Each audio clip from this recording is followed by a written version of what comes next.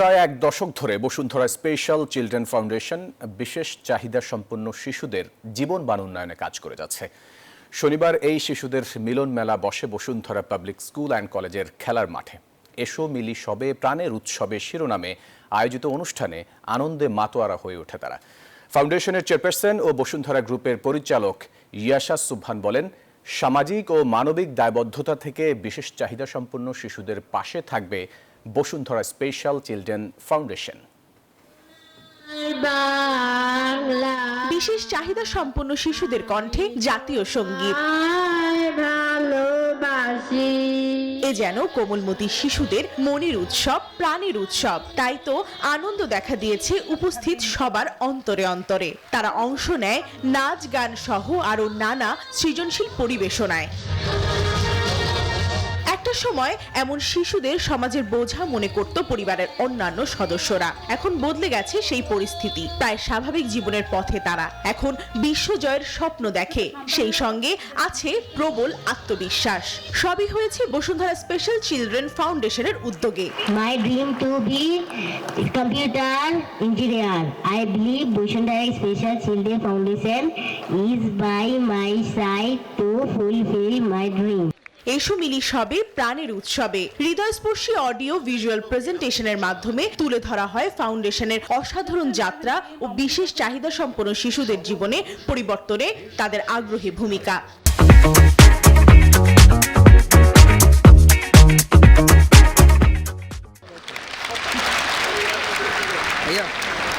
অসীম মায়া মমতা আর নিত্য ভালোবাসা দিয়ে এসব অসহায় নিরুপায় শিশুদের মায়ের মতো আগলে রাখেন বসুন্ধরা স্পেশাল চিলড্রেন ফাউন্ডেশনের চেয়ারপারসন ও বসুন্ধরা গ্রুপের পরিচালক ইয়াশা সুবহান। তার ভাবনার জগৎ জুড়ে কেবলই শিশুদের উন্নয়ন ও অগ্রগতি। অঙ্গীকার করেন বিশেষ চাহিদা সম্পন্ন এসব শিশুদের জীবনের মান উন্নয়নে সবসময় পাশে থাকবে বসুন্ধরা গ্রুপ।